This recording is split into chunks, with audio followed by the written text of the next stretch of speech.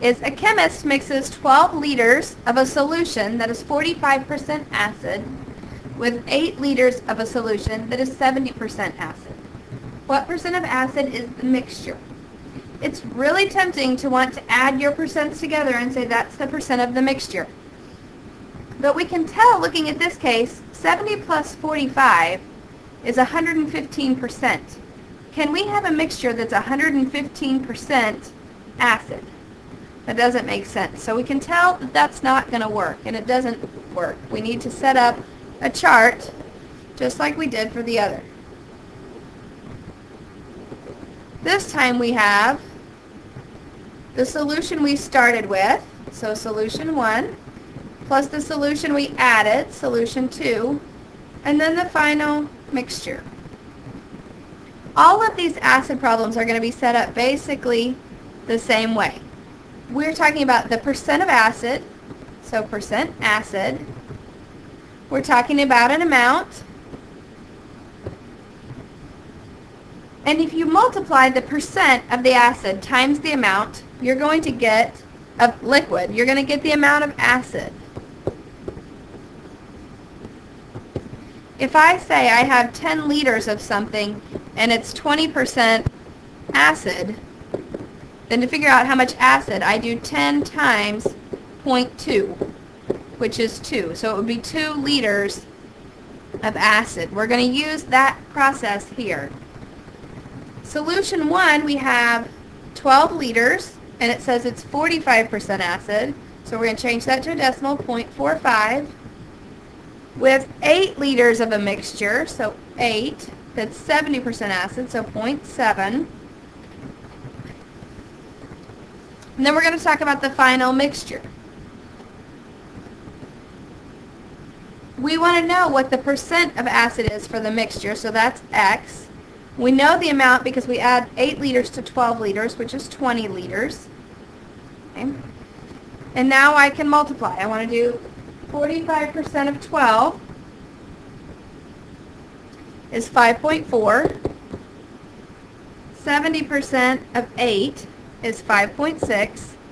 And then 20 times X is 20X. Now, keep in mind, X is a percent. When you get it out of this problem, you're going to end up with a decimal. We'll have to change it back to a percent. Now, the actual amount of acid in solution 1 plus the amount of acid in solution 2 has to equal the amount of acid in the final solution. So 5.4 plus 5.6 equals 20x. So we have 11 equals 20x. And if we divide by 20, we get 0.55 equals x. Now we need to change that to a percent, so we move the decimal over twice. And the new mixture is 55% acid.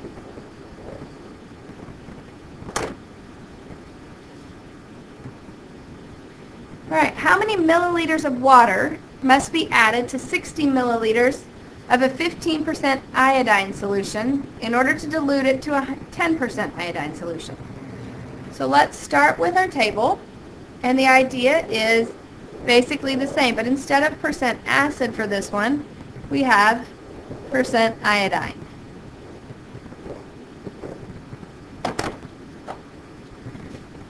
Alright, we have the original solution, we're adding water to it, and then we have the final solution, or the mixture. We want to talk about the percent of iodine times the amount of liquid should give us the amount of iodine.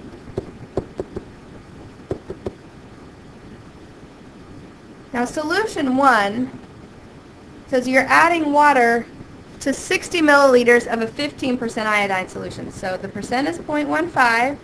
There's 60 milliliters of it. We want to know how much water, so we're looking for this. Water is what percent iodine? 0%. We like those. That kind of makes some of our problem easier. The final solution is 10% iodine, so 0.1. And we know it's 60 plus x, so 60 plus x.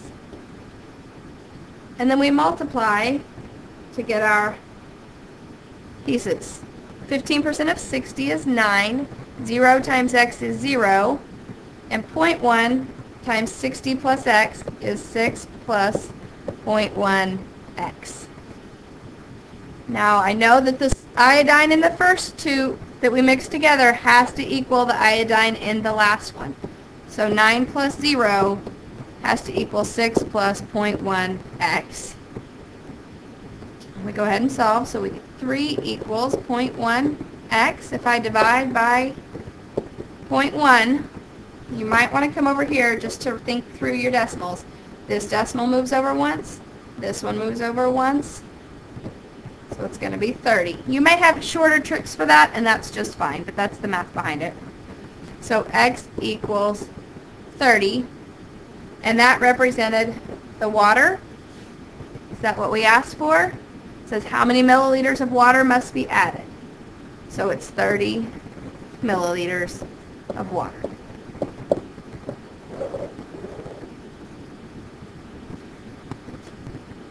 Alright, a farm stand owner mixes apple juice and cranberry juice.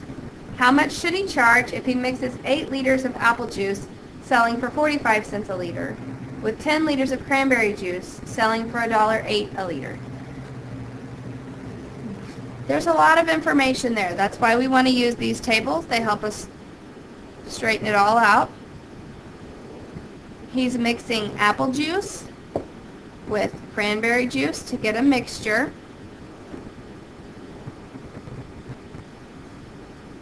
Now this one's back to unit price, 45 cents per liter. So we have the unit price times the amount equals the total price for each juice. Oops, total price. Now he's mixing 8 liters of apple juice, so that's an 8. Its unit price is 45 cents a liter. He's mixing it with 10 liters of the cranberry juice, which is $1.08 per liter. So we have 18 for our mixture. We know that we cannot just add unit prices together, so that's what we're looking for. X is our unit price. Now we need to multiply to get our last column. 0.45 times 8 is 3.6. 1.08 times 10 is 10.8. And then 18 times x is 18x. Now the amount spent on apple juice plus the amount spent on cranberry juice equals the total amount. You should see a pattern forming here for all of these equations. They're all basically the same equation. We're going to go ahead and solve this. We get 14.4, and we need to divide by 18. So come out to the side. We're going to do 14.4 divided by 18. There's no decimal on the outside, so this decimal comes straight up.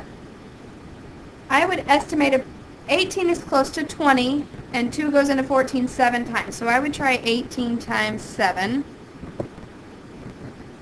is 126, plus another 18 is 144, so it must be 8 exactly.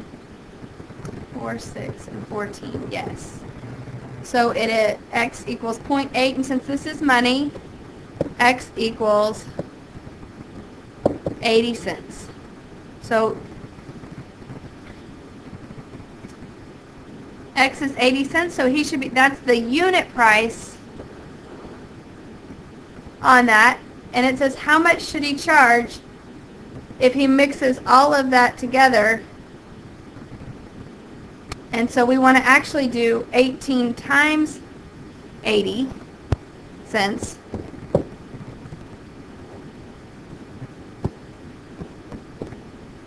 Which is $14.40 should be what he charges for the mixture. I'm not sure that's what they were looking for. I think they were looking for the 80 cents a mixture.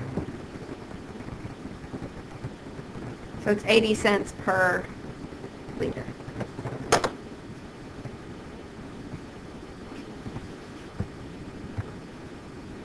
All right, here are two for you to try, and we'll talk about those in class.